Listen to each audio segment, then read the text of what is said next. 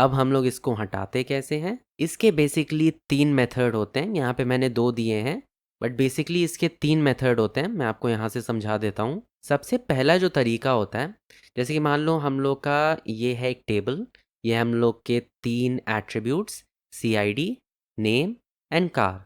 मान लो कि ये कार रेंटल प्लेस का ये टेबल है, और यहाँ पे जो कार एट्रीब्यूट है ये एक मल्टी वैल्यूड एट्रीब्यूट है। तो सबसे पहला ऑप्शन ये होगा कि हम हर वैल्यू के लिए एक अलग कॉलम बना दें। मान लो कि टाटा की हम लोग के पास 5 कार्स हैं, तो हम लोग ने हर टाटा की कार के लिए एक अलग कॉलम बना दिया। ओके, अब ये टेबल को देखते ही आपको इसकी प्रॉब्लम समझ में आ गई होगी। यहाँ पे कितनी वैल्यूज़ खाली हैं। अच्छा, मैं इसका एक वर्स्ट केस सिनेरियो आपको बताता हूँ। इसका जो सबसे बड़ा ड्रॉबैक है ये फर्स्ट सोल्यूशन का। मान लो कि एक बंदे ने कहीं वेकेशन के लिए एक कार रेंट पे ली, और वहीं पे उसी कार रेंटल प्लेस पे एक बंदे ने एक शादी के लिए 15 कार्स रेंट पे ले ली। अब ये बताओ, आपकी जो एक एंट्री है, मान लो ये थर्ड एंट्री है, इसने बस एक कार ली, इसकी बाकी जो 14 हैं वो सब खाली हैं। तो डेटा कितना वेस्ट हो रहा है, आपकी स्पेस कितनी वेस्ट हो रही है। तो this is not the ideal method. हाँ भाई, आप ऐसे कर सकते हो, ये एक सल्यूशन है, but this is not the ideal method. Okay, तो ये था हमारा फर्स्ट सोल्यूशन। दूसरा सोल्यूशन हमारा क्या बोलता है कि आप हर वैल्यू के लिए, ठीक है, जैसे यहाँ पे हम लोग की कार्स जो एट्रीब्यूट है उसमें मल्टीपल वैल्यूज़ हैं, तो आप कार का एक कॉलम बनाओगे और हर वैल्यू के लिए आप अलग रिकॉर्ड बनाओगे। यहाँ पे देखो, मान लो फर्स्ट वाले ने यहाँ पे 3 कार ली, तो आप फर्स्ट वाले को 3 बार लिखोगे, ठीक है। उसी तरीके से आपके पास जितने रिकॉर्ड्स हैं आप सबको लिखोगे बारी बारी से। ओके, वंस अगेन यहाँ पे भी आपको प्रॉब्लम समझ में आ रही होगी। इतने छोटे से टेबल के लिए आपने इतनी बड़ी स्पेस ले ली। Once again this is not the ideal method. ध्यान रखो, मैं यहाँ पे वर्ड यूज़ कर रहा हूँ आइडियल, ठीक है। और यहाँ पे एक और प्रॉब्लम भी आ रही है। जैसे देखो, ये तो हमारी प्राइमरी की है, ठीक है। यहाँ पे आपको देख के पता चल रहा है कि ये आपकी प्राइमरी की है। क्या आपको यहाँ पे पता चल रहा है कि कोई एक प्राइमरी की हो? एंड ओके, किसी भी डेटाबेस में the ideal case is having a single primary की, ठीक है। आपको हमेशा कोशिश करनी चाहिए कि आपके टेबल में सिंगल प्राइमरी की हो।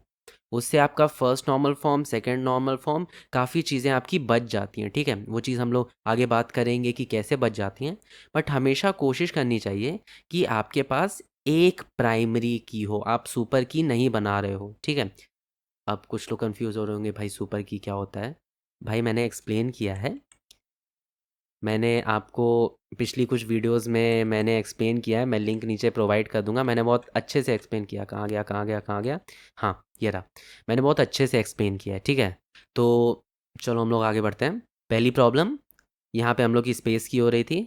दूसरी प्रॉब्लम हमारी यहाँ पे एक सुपर की बन रही थी, ठीक है, जो हम लोग को नहीं चाहिए। मतलब कि आप ऐसा कर सकते हो, बट क्यों करोगे यार? फिर आता है हमारा थर्ड सोल्यूशन। थर्ड सोल्यूशन क्या बोलता है कि हम लोग 2 टेबल बना देंगे, ठीक है। ये हम लोग का आइडियल केस है, ठीक है।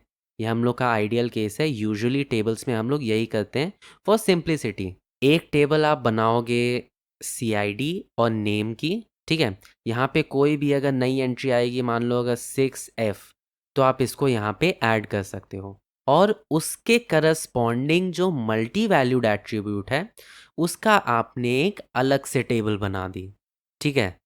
तो ये हमारा आइडियल केस होता है, और यही हम लोग जब भी कोई भी डेटाबेस आप प्रोडक्शन के लिए बनाओगे तो आप यही यूज़ करोगे, ठीक है। आप मल्टी वैल्यूड के लिए आप अलग से टेबल बनाओगे। तो ये थे हमारे 3 solution for first normal form. क्या था फर्स्ट नॉर्मल फॉर्म? क्या बोलता है कि आपके टेबल में मल्टी वैल्यूड एट्रीब्यूट्स नहीं एग्जिस्ट करने चाहिए। Total it's a big no no, ठीक है। इसका सल्यूशन क्या था? सबसे पहला, आप हर वैल्यू के लिए अलग से कॉलम बनाओ। दूसरा, आप हर वैल्यू के लिए अलग से रो बना दो। और तीसरा, आप आप जो मल्टी वैल्यूड एट्रीब्यूट है उसके लिए आप अलग से टेबल बना दो, ताकि जो आपका बेस टेबल है, ठीक है, यहाँ पे तो जैसे बस एक ही वैल्यू है। आपके जो प्रोडक्शन वाले डेटाबेस होते हैं उसमें यहाँ पे हज़ारों हज़ारों होते हैं, ठीक है, और हो सकता है कुछ 3-4 मल्टी वैल्यूड हो। तो आप मल्टी वैल्यूड के लिए अलग टेबल बना दोगे और बाकी जो है उन सब को एक बेस टेबल में रखोगे। तो इससे आपका काम बहुत आसान हो जाएगा। ओके, अब यहाँ पे देखो, यहाँ पे आपकी प्राइमरी की इन दोनों को मिलके बन रही है। इस चीज़ को आप नहीं अवॉइड कर सकते हैं, ठीक है।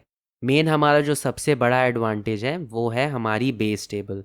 बेस टेबल में अब हम लोग कुछ भी कर सकते हैं, कोई दिक्कत नहीं है, ठीक है।